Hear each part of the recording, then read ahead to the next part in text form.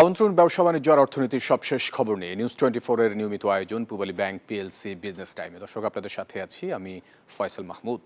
LDC থেকে উত্তরণ ব্যবসায়ীরা প্রস্তুত নয়। 2026 সালে এলডিসি গ্র্যাজুয়েশন হবে বাংলাদেশের জন্য আত্মঘাতী। তাই উত্তরণ প্রক্রিয়া অন্তত 3 থেকে 4 বছর পিছিয়ে দেওয়ার আহ্বান জানিয়েছেন ব্যবসায়ী নেতারা। বৃহস্পতিবার international chamber of commerce Bangladesh আয়োজিত এক আলোচনায় এই আহ্বান জানান তারা। এ সময় অর্থনীতিবিদরা বলেন, মর্যাদা বাড়লেও এখনই উত্তরণ হলে অর্থনীতি ঝুঁকিতে পড়তে পারে। উন্নয়নশীল দেশের রূপান্তরে আরও আগেই জাতিসংঘের সব শর্ত পূরণ করেছে বাংলাদেশ। তারই স্বীকৃতি স্বরূপ 2026-এর নভেম্বরে চূড়ান্তভাবে এলডিসি থেকে বেরিয়ে যাওয়ার কথা বাংলাদেশের। এতে মর্যাদা বাড়বে দেশের, বিনিময়ে হারাতে হবে শুল্ক সুবিধা, কঠিন হবে বৈদেশিক ঋণের শর্ত। আওয়ামী লীগ সরকারের পথনকশা অনুসরণে উত্তরণের প্রস্তুতি নিচ্ছে অন্তর্বর্তী সরকারও। কিন্তু ব্যবসায়ীরা বলছেন, দেশের বর্তমান অর্থনৈতিক পরিস্থিতি এলডিসি উত্তরণের জন্য সহায়ক নয়। বেসরকারি খাতও এই মুহূর্তে প্রস্তুত নয়। তাই 2026-এর উত্তরণ হবে বাংলাদেশের জন্য আত্মঘাতী। Then together if we work, we can convince government that who are thinking this is the right time to graduate. We have difference of opinion. This November 26 is not the right time. If it is possible to delay based on all these facts, let us have a national consensus together with every single stakeholders. বিগত সরকারের অনিয়ম দুর্নীতিতে টালমাটাল অর্থনীতি এক বছরে কিছুটা ক্ষত সারিয়ে উঠলেও নানামুখী চাপে এখনো স্বস্তি ফেরেনি। অর্থনীতিবিদরা বলছেন, এলডিসি গ্র্যাজুয়েশন হলে বাংলাদেশের মর্যাদা বাড়বে ঠিকই, কিন্তু এর ফলে রপ্তানি বাণিজ্যে অগ্রাধিকার এবং শুল্কমুক্ত সুবিধা হারালে ক্ষতির মুখে পড়বে Bangladesh. As you know that Bangladesh is one of the most vulnerable countries to the impact of climate change. So LDC specific climate fund will go away and we will have to compete with other countries, all other countries which are vulnerable to the impact of climate change. There is a shock after graduation. Smooth transition idea the whole system has facilities so that the graduation is smooth. So আমাদের কিন্তু দেখছি যে internally because of these several shocks that all of the others have also mentioned. এমন পরিস্থিতিতে LDC উত্তরণে আরো কয়েক বছর সময় চান ব্যবসায়ী নেতারা। We support graduation, but we need time to prepare. That is a very, very important part, and the government should try to exchange ideas and thoughts in this before we go for actual preparation for graduation. বক্তারা বলেন, LDC গ্র্যাজুয়েশনের যে সিদ্ধান্তে কারখানা এবং রপ্তানি বন্ধ হবে সেটা অন্তর্বর্তীকালীন সরকারের নেওয়ার দরকার নেই। Thank you very much for giving me a chance to speak. Mariam Aziz Mouren, news 24, Dhaka. 2026 সালের হজ যাত্রায় বিমান ভাড়া 50,000 টাকা কমানোর চেষ্টা করছে ধর্ম মন্ত্রণালয়। এছাড়াও ক্যাটারিং সার্ভিস বাদ দিতে সৌদি সরকারকে ডিও লেটার দিয়েছে বাংলাদেশ। এমনটাই জানিয়েছেন ধর্ম উপদেষ্টা আ.ফ.ম. খালিদ হোসেন। সকালে আগারগাঁওয়ে চীন মৈত্রী সম্মেলন কেন্দ্রে জাতীয় পর্যায়ে হজ ও উমরা ফেয়ার উদ্বোধন অনুষ্ঠানে এই তথ্য জানান তিনি। বলেন, হজ যাত্রায় পারফরমেন্স খারাপ এজেন্সিগুলোকে বাদ দেওয়ার কার্যক্রম হাতে নিয়েছে মন্ত্রণালয়। শারীরিকভাবে সুস্থ না থাকলে কেউ আর হজে যেতে পারবেন না বলেও জানান উপদেষ্টা। হজ পালনে সৌদিতে খাবার, বিছানা, পানি সহ নানা সংকট কাটাতেও সৌদি কর্তৃপক্ষের সাথে আলোচনা করা হবে। সবার সহযোগিতা পেলে 2026 সালের হজ ব্যবস্থাপনা 25 সালের চেয়ে ভালো হবে বলেও জানান উপদেষ্টা খালিদ হোসেন।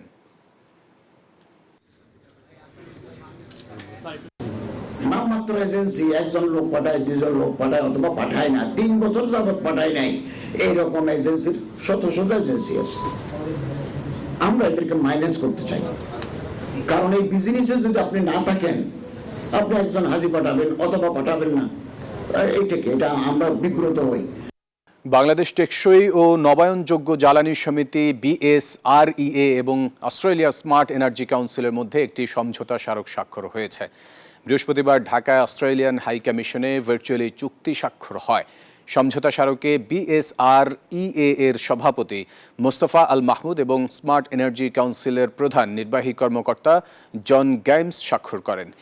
এর মাধ্যমে বাংলাদেশি সৌরবিদ্যুৎ ইনস্টলারদের বিশ্বমানের দক্ষতা অর্জনে সৌর প্রশিক্ষণ ও সনদ কর্মসূচি বাস্তবায়ন হবে। একই সঙ্গে সৌর ও ব্যাটারি প্রযুক্তির জন্য জাতীয় প্রযুক্তিগত মানদণ্ডের উন্নয়ন, নবায়নযোগ্য জ্বালানির নিরাপদ পুনর্ব্যবহার এবং যৌথ প্রকল্পে বিনিয়োগকে উৎসাহিত করা হবে। 2025-26 কর বছরের প্রথম 10 দিনে প্রায় 1 লাখ করদাতা রিটার্ন দাখিল করেছেন, যা একই সময়ে গেল বছরের তুলনায় 5 গুণ বেশি। অনলাইনে রিটার্ন দাখিলের মাধ্যমে এনবিআরের রাজস্ব আহরণ বাড়বে। তবে সাধারণ নাগরিকদের মাঝে গ্রহণযোগ্যতা বাড়াতে সচেতনতামূলক প্রচার প্রয়োজন বলে মনে করেন বিশেষজ্ঞরা। গত 4 আগস্ট অনলাইনে রিটার্ন দাখিল কার্যক্রমের উদ্বোধন করেন অর্থ উপদেষ্টা ডক্টর সালেউদ্দিন আহমেদ। প্রথম দিনেই অনলাইনে 10,202টি আয়কর রিটার্ন দাখিল হয়। 13 আগস্ট পর্যন্ত প্রথম 10 দিনে 96,945 জন করদাতা 2025-26 কর বছরের জন্য অনলাইনে আয়কর রিটার্ন দাখিল করেছেন। সেই হিসেবে এবছরের রিটার্ন দাখিলের দৈনিক গড় সংখ্যা গত বছরের প্রায় 5 গুণ। এর আগে 3রা আগস্ট এনবিআরের এক বিশেষ আদেশ জারির মাধ্যমে সবার অনলাইন রিটার্ন জমা বাধ্যতামূলক করা হয়। তাতে মৃত এবং 65 বছর ঊর্ধ্বসহ 4 শ্রেণীর করদাতার অনলাইনে আয়কর রিটার্ন দাখিলের বাধ্যবাধকতা থেকে অব্যাহতি দেওয়া হয়। এনবিআরের এই উদ্যোগকে সফল করার জন্য আরো বিনিয়োগের পরামর্শ বিশ্লেষকদের। যারা আসলে এনবিআরের লিস্টেড প্রফেশনাল, যারা আসলে মানুষকে সহায়তা করবেন যে এই অনলাইনে রিটার্ন সাবমিশনে, তো সেটার ব্যবস্থা করতে হবে এবং এটার পাশাপাশি যাতে এই অডিও ভিডিওর মাধ্যমে আসলে এই জ্ঞানটা ছড়ানো যায় সেটার ব্যবস্থা করতে হবে। কিভাবে কোথায় কোথায় ক্লিক করলে বা কোথায় কোন ইনফরমেশনটা দিলে তখন সেটা সঠিকভাবে অনলাইনে সাবমিশনটা হবে, তো সেটা দেখতে হবে। অনলাইনে কর আদায় হলে জাতীয় রাজস্ব বোর্ডের স্বচ্ছতা ও নিরপেক্ষতা বাড়বে রাজস্ব আহরণও। কিছু যদি প্রফেশনাল তৈরি করা যায় যারা আসলে এনবিআর এর লিস্টেড হয়ে কাজ করবেন এবং তথ্যের গোপনীয়তা বজায় রাখবেন, সেই ধরনের প্রফেশনাল তৈরির জন্য আসলে এনবিআর কে উদ্যোগ নিতে হবে। এই পুরো ট্যাক্স সিস্টেমে আসলে ট্রান্সপারেন্সি বাড়বে।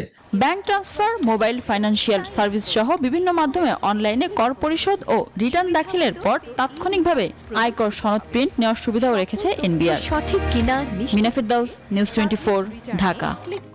মার্কিন শুল্ক নীতির চ্যালেঞ্জ সত্ত্বেও চীনা প্রযুক্তি প্রতিষ্ঠান লেনোভোর প্রথম প্রান্তিকে মুনাফা 108% বৃদ্ধি পেয়েছে।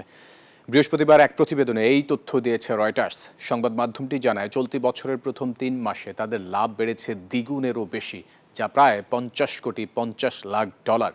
একই সাথে বিশ্বের বৃহত্তম এই ব্যক্তিগত কম্পিউটার নির্মাতার আয় 22% বৃদ্ধি পেয়ে $1,880 কোটি পৌঁছেছে, যা বিশ্লেষকদের প্রত্যাশার চেয়েও বেশি।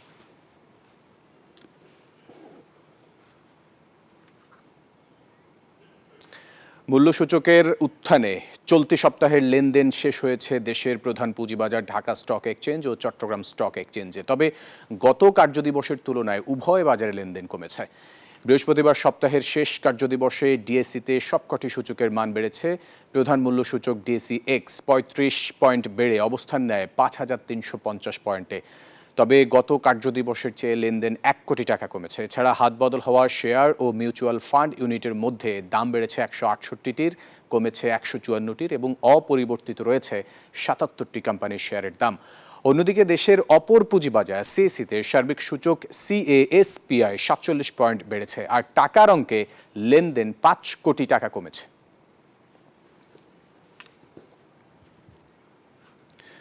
মিডল্যান্ড ব্যাংক পিএলসির সঙ্গে আকিজ তাকাফুল লাইফ ইন্স্যুরেন্স পিএলসির ব্যাংকাসুরেন্স ব্যবসা করার জন্য বাংলাদেশ ব্যাংক এবং বীমা উন্নয়ন ও নিয়ন্ত্রণ কর্তৃপক্ষের থেকে অনুমোদন পেয়েছে।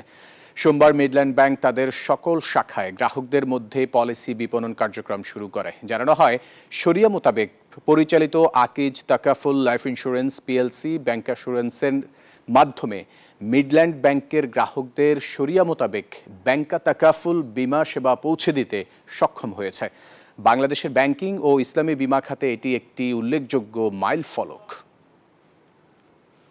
দর্শক, এই ছিল পূবালী ব্যাংক পিএলসি বিজনেস টাইমের এখনকার আয়োজনে। এতক্ষণ সাথে থাকার জন্য ধন্যবাদ সবাইকে।